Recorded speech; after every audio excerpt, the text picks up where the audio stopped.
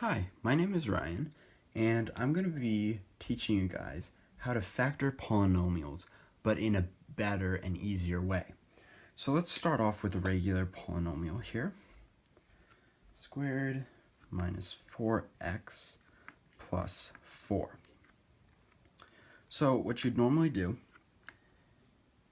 is start with the brackets and put the x's on the left side, and then start determining what the next step is going to be. So the next step, you'd either put a positive, or negative negative, or positive negative, or negative positive.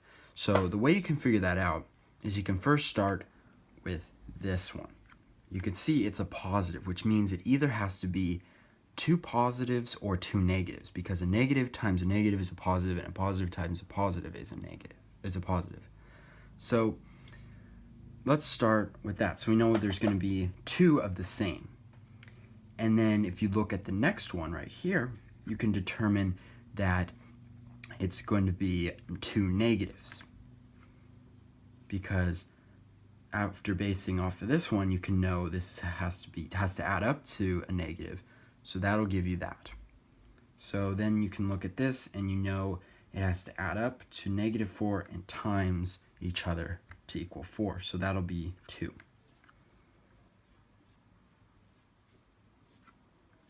And that is fully simplified. So that wasn't bad. That was pretty simple. However, there are harder ones, like this one, where it takes a little bit of trial and error. So let's start off with the usual brackets right there. And you know that the 3 has to be in one of these two. So we'll just put it in this one, because you know that the only numbers that go into 3 are 1 and 3. So that's already done. Next, you can look at this, so you know it's a negative, so therefore it's going to be a positive and a negative, or a negative and a positive. And then this determines that the greater number is going to be negative. So you can put that one right there, because you know it's going to be greater, and this one right there because you know it's going to be less. Then you can do the same thing.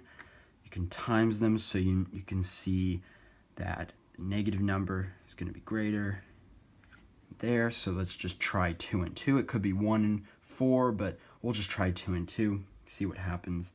So we got 3x squared, let's see, plus or minus 6x plus 2x minus 4.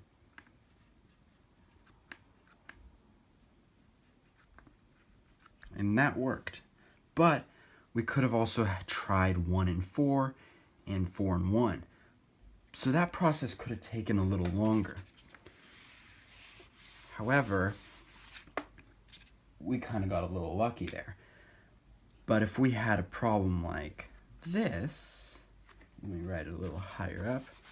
If we had a problem like this, plus 8x plus 3, then we'd also have a little bit of trouble. We couldn't really do it like the other way. I mean, we could, but it would take longer, because you know 1 and 4 and 2 and 2 go into each other, so you'd have to try more numbers. So let's do an easy way. Let's do a 5-step method. And you're probably like, Ryan, what the heck is that? So what we start off with is taking the a and multiplying it to the c. So that'll leave us with x squared plus 8x plus 12. Now, the next step, part 2, or step 2, is to factor. So get the x's on the left side, and then it's a positive, so you know it's going to be two of the same numbers, and then it's also a positive, so it tells you that they're both going to be positives. And then you know what two numbers go that add together that equal 8, that go into 12. Well, that's 2 and 6. But you're not done yet. The next step is to divide by your original a. So that'll be 4 underneath each one. After that, you want to simplify. So that'll be 1 over 2, and then 3 plus 3 over 2. And you're almost done. Next step you want to do is take your denominators and put them in front of your x. So that'll give you 2x plus 1 times 2x plus 3. And now let's check that right over here. So we got 2x plus 1, 2x plus 3. So let's just do a little bit of foiling. So 4x squared times the second one, that's plus 6x plus 2x plus 3. 4x squared plus 8x plus 3. And what do you know? That gives you your original answer, or original problem. So that method works. And that can make solving some of these equations a whole lot easier. So let's try another one. Let's try 10. Gotta put it a little higher. Let's try 10x squared minus 8x minus 18. So what you probably are thinking is to start off with step 1. However, what you want to do before you even start with that, with the a times c, is you want to start by taking out whatever they all go into. So all of these go into 2. So basically want to take out the 2 in all of them to make it reduced right there. So you see what I did there? I took out the 2 because they all go into 2. And now I can start my 5-step method. That'll just make things a lot easier. So we get x2, so 2, and then start with your 5-step method. X squared minus 4x minus 45.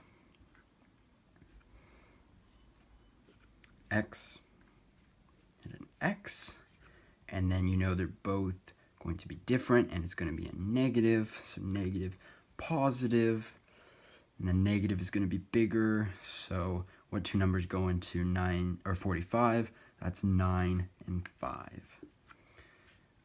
So there we go, and then divide by our original, that would be 5, so 2, and that will not simplify, so we'll just leave it right there, yet this one will simplify, and then let's put it over here. So like I said, move that one over there, the denominator to the x,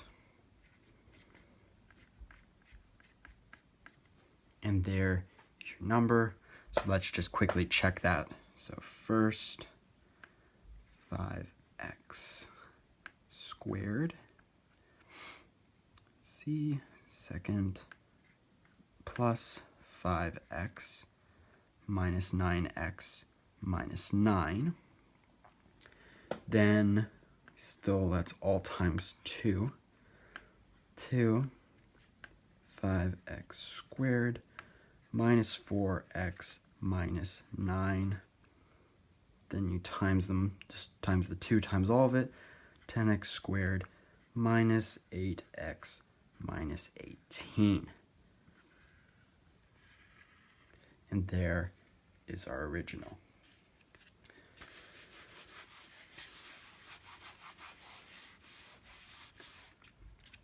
So the 5-step method, so step 1, if you just want to see, so step 1 is multiply a times c. Step 2 is factor. Step 3 is to divide by a.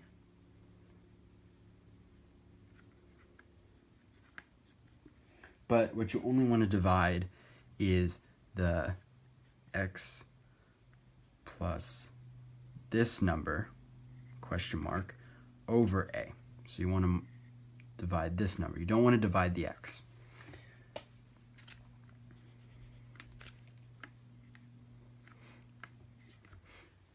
And then step 4 is to reduce the number right there. And so reduce fractions. And then step 5 is to bring the denominators to the basically the x. So, or you could say the leading variable. So leading variable. In other words, that would be a, or actually it would be your simplified a. So that would be this number right here plus that number. So this would be reduced. So you'd move it from here to there. So I hope you guys enjoyed this little tutorial. I hope this made things a lot easier. If there's any questions, be sure to leave it in the description, and I will definitely be able to answer any of your questions. Until our next video, I'll see ya.